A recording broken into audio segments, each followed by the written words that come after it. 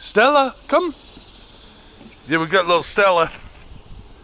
We're trying to get her rebounded here. She had some issues there with a parasite and she wasn't eating good. And now she seems to be rebounding. Takes a little time sometimes. These parasites are hideous. But I'm going to bring her in a little later for some blood work. She really seems to be doing a lot better. She gained over 2 pounds in as many days. And, well, she's a tear 'em up puppy for sure.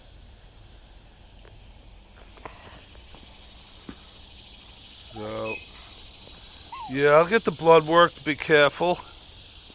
We don't want any hidden things there. The parasites are hideous enough. And if there's some other problems, we want to know. Hopefully not. They only tend to be worse. Yeah, just check the levels in her blood. Make sure all the functions are working there. And she's going to poop. That is a lot better than what she's been doing, poop-wise. Actually has a lot of form to it. Hey, get away from there. Get. Oh no. Now there's the thing, you gotta watch they don't eat it. No. They reinfect themselves here. So she was all agitated there. I knew she had to go. She peed and then did number 2. I'll bring it back in the pen here, bear with me. You can see she's very, very lively. She's real quick.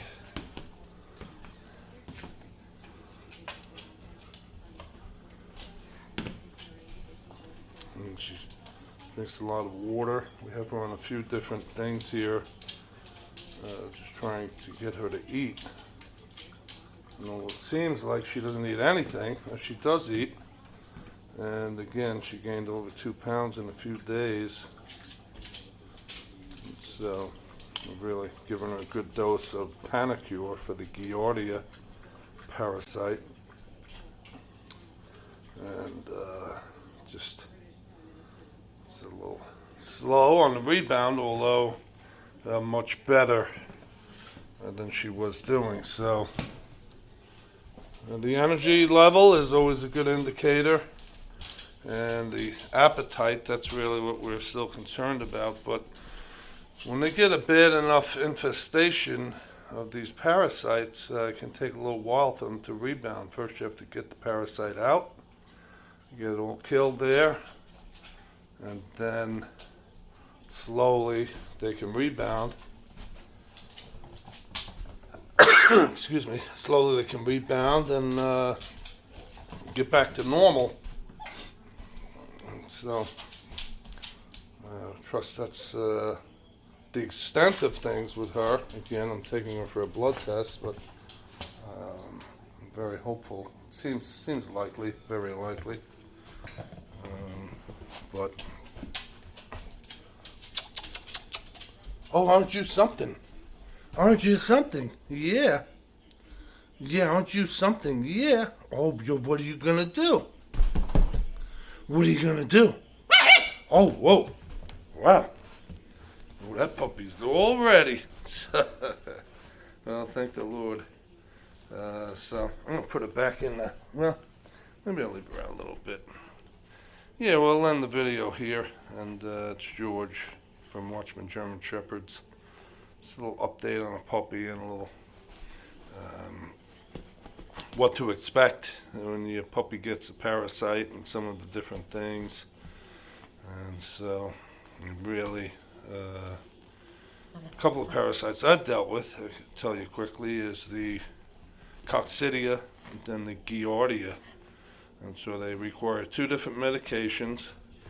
They have a little similar symptoms to my experience with them. The Coccidia, the puppy gets really watery watery diarrhea, really watery, and they get kind of listless, no energy, they really don't eat, and it can be fatal at a younger age, a couple of weeks old. Puppy cannot sustain that, and if it gets ahead just a couple of days, the puppy will die. When they're a little older, 5-6 weeks, it's not as bad. Of course, in any case, you want to get right on top of it. So if your puppy's not being a puppy and has that real watery diarrhea, you better get it checked, and then the thing becomes false negatives. Some of these parasites and how they reproduce and their eggs, and they may take a stool and nothing comes back. And then they may take a stool a few days later, and then it shows either the eggs or the dead parasite itself. So that's the Coccidia, and then you have the Giardia, which little Stella here has been tested positive for the Giardia. Well, that is a little more subtle and can be problematic in that way, because they don't get the real watery diarrhea. They can get a diarrhea, of course, and they will, more mucusy than watery. And then the next stool, they might have a pretty normal stool. Something maybe they may experience just from a change of food, like, it may look like that type of stool, loose, not firm, not loggy, but kind of maybe pudding or a little more consistent than like a medium puddingy type texture to it. And then they eat okay. It's not like, not really what they should be eating, but certainly nothing like the Coccidia where they're not eating. And so that's a little bit of the challenge there, just suspecting something really with the Giardia. And so the end effect is the same there. You got to get them to the vet and get it tested. And with the Giardia also, you could get a false negative. And the vets, I wouldn't say they're hesitant to prescribe without a positive test there on the stool, but at the same time they want to know what they're dealing with. So I've had it where we got negatives and we had to wait for a stool sample result, and they gave me a couple of things to maybe deal with the Giardia, the Panicure, or with the Coccidia. That's a medication called Albon. And so that's happened, but of course they want to know, and I want to know, and anybody who cares about their dog wants to know. And so that's some of the complications there. And meanwhile, the puppy needs to be eating and being nourished and growing. If the growth is affected, that's not good. And so it is true at the same time where the long-term growth, as long as you get the parasite in time, obviously they can't live as too long with it, or they can survive. I'm saying they can't live too long with it, where it's not going to have adverse effects on them. But typically long-term effects with the Giardia, the vet said that typically there will not be a long-term effect. So in any case, you want to get it treated as soon as possible, right? You want to know what it is and get it treated. And that's just the way that is. And so I think, too, it's helpful to mention that keeping the puppy from reinfecting itself, where we saw outside where Stella here pooped, and as puppies can, they go and they eat the poop. They smell the poop, and whatever that is, sometimes they lick the poop. Well, it could very well be reinfecting itself. So you have to stay on top of that as well. So, and then keeping it clean, keeping its bedding clean. Come, Stella. Keeping its bedding clean and keeping the puppy itself clean. My wife has washed this puppy 2 times, gave it a bath so far. Just again, so she doesn't reinfect herself. And then the floor, constantly hitting that with the Lysol here. Kills all the potential problems there. Any of the parasites or worms. I didn't talk about worms in this here video, but they present the problem too. Similar things there, a little easier to detect, possibly. Certainly in the case of some worms, the roundworms, you can actually see them. But two, with the worms, there's no one medication that knocks out all of the worms, although the Panacure knocks out the most worms, but it does not knock out the roundworms, for instance, and I think another 1 or 2 that the Giardia will not deal with as far as the worms. So it's good. I mean, the Panacure. It's good for the Giardia, and it's good for several worms, but not all the worms. And then the Albon, I think, is strictly good for the Coccidia.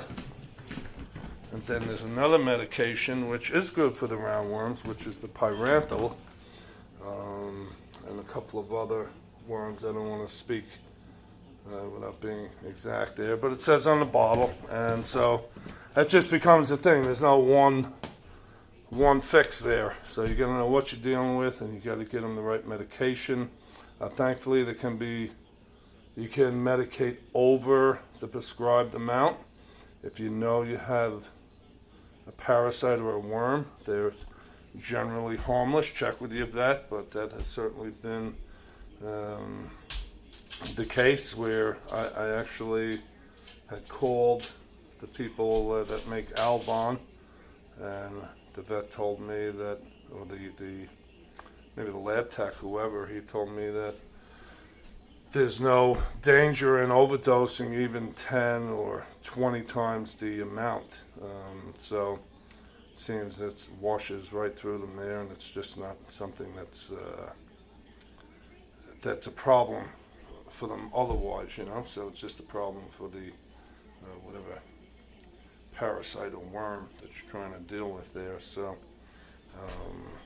well, it's important stuff there. If you have puppies, if you're a breeder like me, you have to know these things with worms and parasites and treatment and testing, and it's just part of the whole thing there.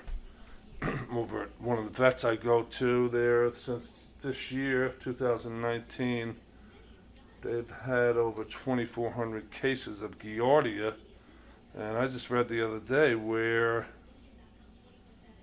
I want to say over 50% of puppies and dogs have Giardia at some point. So that's just one thing, right? And then there's a bunch of the worms, and so it's really warrants, keeping attention to, your puppy's behavior and its stool. An adult dog can have worms for years, and you wouldn't know. They might have a looser stool. They may not have any stool problem, but they could have some of these worms or parasites, and they're just, their body is managing, but they're still kind of, in whatever way, being affected. Whereas with a puppy, certainly a couple of week old puppy, could be deadly. A puppy here like Stella, 9 weeks, she's probably 3 or 4 weeks behind on her growth, and that it has affected her that way. And we're glad she's recuperating here, rebounding from that. But just saying that to say that it's needful to keep up with them, obviously. And so, well, hopefully that's helpful for you. I'll put this up, and if you have any questions, you're welcome to post them there. And thank you for subscribing, liking, sharing. And we'll see you again next time. It's George with Watchman German Shepherds. God bless you. Have a great day.